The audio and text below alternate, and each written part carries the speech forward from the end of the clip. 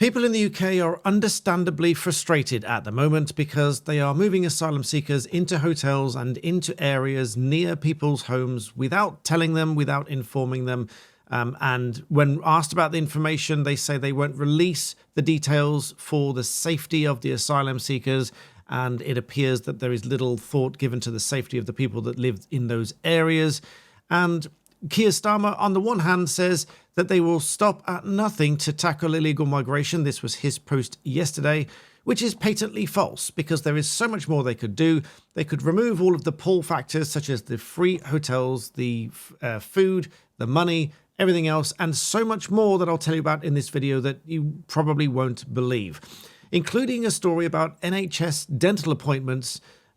Story given to me by my learned friend Alan Robert Shaw of Art of Law. I'll link him below. I'll tell you that story a little bit later. But the first story that I can't get my head around is patently ridiculous. But first of all, please do subscribe to the channel. I am aiming for 1 million subscribers so that I know that I've helped at least 1 million people understand something of law, which was my initial mission to do so. So please do that, and I'll be really grateful. So first of all, let's take a look at this first bit here. So migrant rings of steel. They are indeed putting up steel fences around these hotels to protect asylum seekers. Once they're in the hotels, no sign of these fences on the beaches or anywhere else to prevent them entering the UK in the first place. No, they're brought in on boats. There's no effort to take them back to France. There's no effort to push back. There's all sorts of arguments. I understand and I accept that there are legal arguments as to whether it is lawful under international law and the conventions and so on to push boats back, prevent them entering English waters, or take them back to France. But quite frankly, if Keir Starmer makes phrases, big bold phrases like this, we will stop at nothing to tackle illegal migration, then absolutely this is one of the things that should be on the table. If indeed that were true, that he would, quote, stop at nothing to tackle illegal migration, then perhaps he should just take some asylum seekers back to France and say, I'm sorry, France, I know we haven't agreed with it, and I know this will annoy you, but they're coming back because they came from France, so let's take them back. Instead of that, we get a weak, pansy, one-in, one-out deal, which is a net zero return rate, and in any other sense is just legalizing the arrival of some migrants to this country under that deal. But let's now look at, I couldn't quite believe this when I first heard it, so I had to check, and it checks out, it's true. One Labour-run council is offering e-bikes and scooters to asylum seekers at half price. Now, given the whole scandal of asylum seekers allegedly working as delivery drivers for these courier companies, obviously without paying tax because they're not allowed to work and pay tax, an e-bike and a scooter not only would be dangerous to people in the area, but could be used for those deliveries. Now, as I said, it sounds ridiculous, and I couldn't believe it, and part of me didn't believe it when I first read it, so I had to check. I do check these things. Some of them turn out to be satire and pure parody rubbish, but this one's absolutely true. This is Wandsworth Council website here. Eligibility for the Access for All programme, which includes access to all sorts of different things, includes asylum seekers and refugees. And going back a page, this Access for All, they have a wide range of things such as leisure, health, culture, education, etc. All these different things, including access to e-bikes, e-scooters.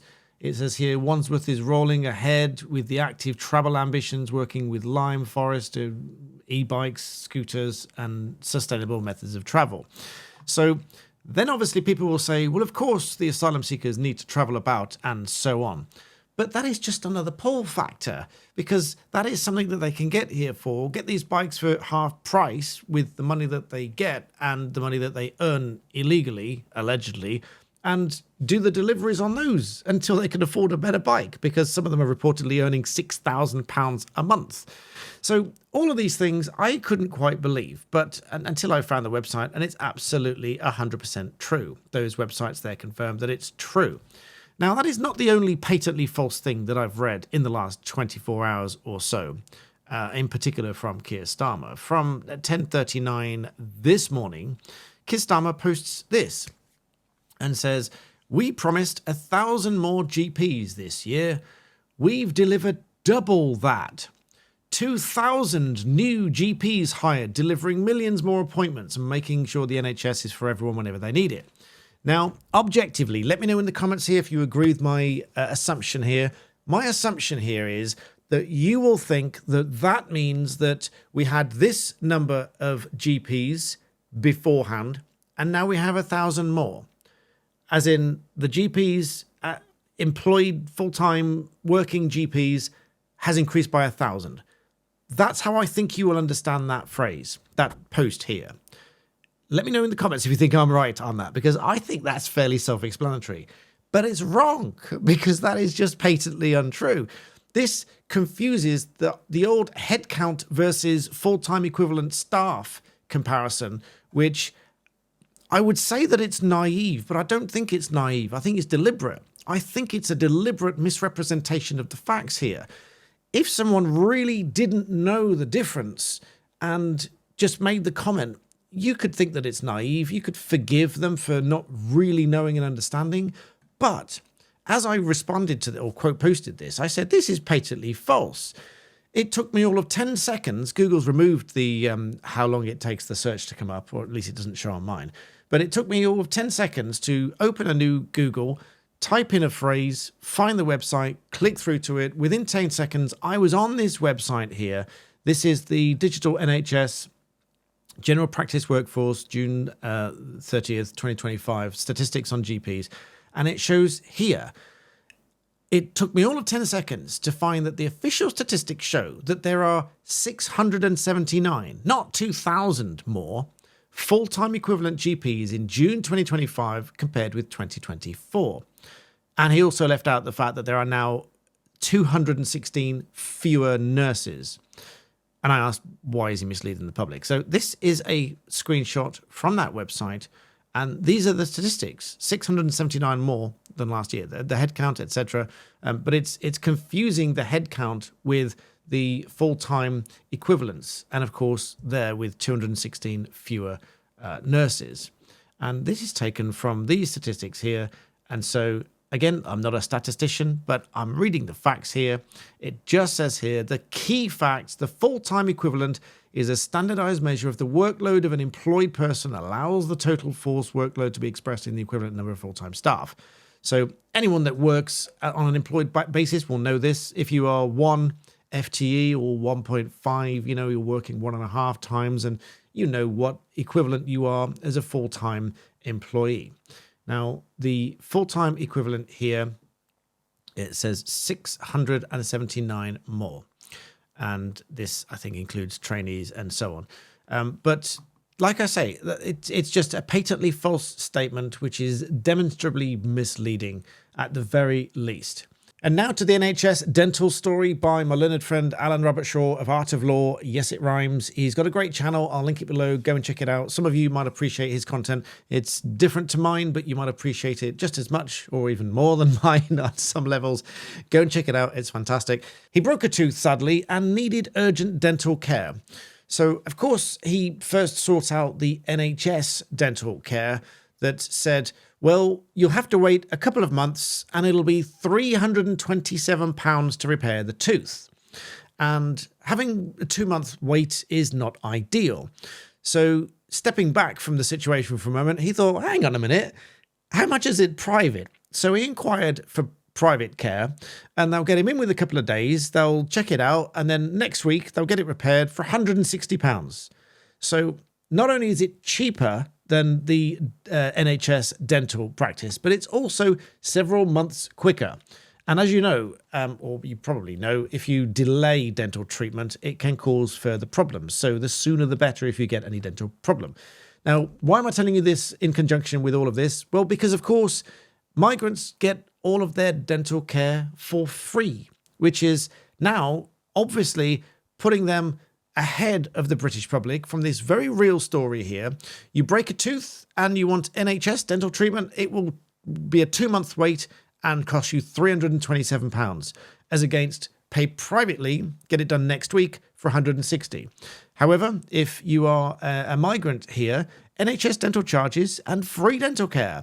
And they don't need to wait around for the problems to occur. They can go and get them seen straight away. It says here, migrants do not need to wait for problems to appear to see a dentist in the UK. They should see a dentist within the first month of arrival in the UK. So my learned friend, respected barrister, breaks a tooth and wants to get it repaired by the NHS Dental Service. It's going to take 2 months and £327 to do so. Whereas if someone arrived illegally on a boat, they should see a dentist within the first month of arrival in the UK. How is this not unfair for the British public? This is why the British public are frustrated. Because, bless him, my learned friend Al would be as sympathetic to anybody. He's the nicest guy in the world. He would never say a bad word about anybody. Some might see that as a failing because some people might seek to take advantage of you. And I think that is a really admirable character to really want to speak nicely of somebody. But this is why people are frustrated in the UK when someone that arrives here illegally, enters the UK without permission, is literally treated better, quite literally treated better than someone who is here a respected barrister working and paying taxes in this country all of his life. So that would apply to everybody, obviously, because now you look at what this applies here. NHS dental treatment includes dentures, root canal treatment, crowns, bridges, fillings, preventative treatment, fluoride wash, etc., etc. All of this sort of care applies, and that includes migrants. And it encourages them to see a dentist within the first month of arrival in the UK. And many have reported that they've got vans, NHS vans and dental vans and visits and etc., on-site doctors and dentists at these hotels. That is why people are frustrated in this country. And yes, I'm talking about politics on this channel again, but I am doing it in a way that I am calling out the inconsistencies and the factual misrepresentations of what's going on here. On the one hand, Keir Starmer says they'll stop at nothing to tackle illegal migration. On the contrary, all of this stuff is free, and people arriving here are getting all of this for free. If he were to stop at nothing, then he should stop all of those benefits. That stops the pull factor immediately. Who would not want to come to the UK with free accommodation, free food, free dental care, free healthcare, and be able to work with e-bikes or e-scooters at half price with the money that they give you to get you on the ladder to then work for these companies illegally and earn £6,000 a month, all while you're living for free? Who would not want that? That is obviously a pull factor. So all of that should stop if they're going to stop at nothing, unless nothing is where the point at which they stopped and didn't do anything. That's what some people have satirized in the comment. But if you're going to stop at nothing, then you should stop all of those benefits straight away. And I would suggest that it might take a very short-term falling out with France, but taking some migrants back to France and say, look, they've got to come back. There's too many coming across. Obviously, the counter-argument there is some people say, well, France take more than we do. Now, I'm not going to get into statistics here. If they're in France, they should stay in France. And if France don't like them coming from wherever they came from to France, they should send them back, and so on. And just to tail all of this off, this is a letter from Lee Anderson, written to the Home Office, Yvette Cooper.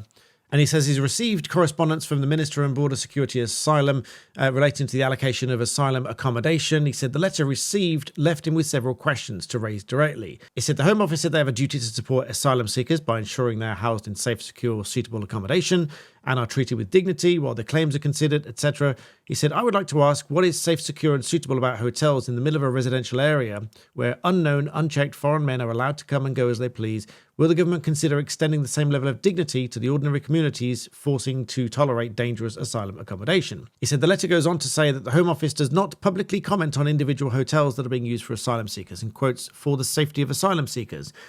Lee Anderson questions, what about the safety of British people? He asked, why do the government prioritise the safety of unvetted illegal migrants ahead of the general public? Now, one or two people, the minority in the comments, will criticise the fact that I've just quoted from a letter from Lee Anderson to the Home Office. But let's not forget that Lee Anderson is an MP. He is obviously speaking on behalf of a lot of people in the UK. He feels like the majority of people in the UK. Let me know if that's how you feel. Lee Anderson is not stirring up hate here. He is voicing what he thinks are the views of the general public. He says on the second page of his letter here, he said, I and millions of ordinary British citizens would like answers to the following points. What criteria do you use to determine a proposed location of asylum accommodation is safe, secure, and suitable? Why does the government deem locations in a residential area, close proximity to women and girls, in a safe, secure, and suitable? Do the government notify the local authority constituency MP when asylum seekers are housed in co-living? And speaking of which, I saw a post yesterday where a local Labour councillor was furious, in fact, posted that she was outraged that the police were doing stop checks on delivery drivers to check whether they had the right to work in the UK. Outraged that the police were doing the checks, not outraged that people were working illegally. That's what we're really contending with here. And then it goes on, does the government accept housing asylum seekers in the community poses a safety risk to women and girls? Because patently it does, because this doesn't have to be a hateful rant to say that statistically there is a risk there. There is an increased risk. It is a proven statistical risk for reasons I've explained in previous videos. So people are understandably worried about this. And now, doubtless, some people will criticize Lee Anderson and say that what he says is racist and so on, which it's not. It's nothing to do with race or religion. It is a statistical risk analysis that they need to be doing of where they are placing people about whom they know nothing. And so with that, please do subscribe to the channel. My goal is 1 million subscribers and beyond, and I will call out these things where I think they are misleading or factually incorrect and so on. So thank you for that, and I'll see you in the next one.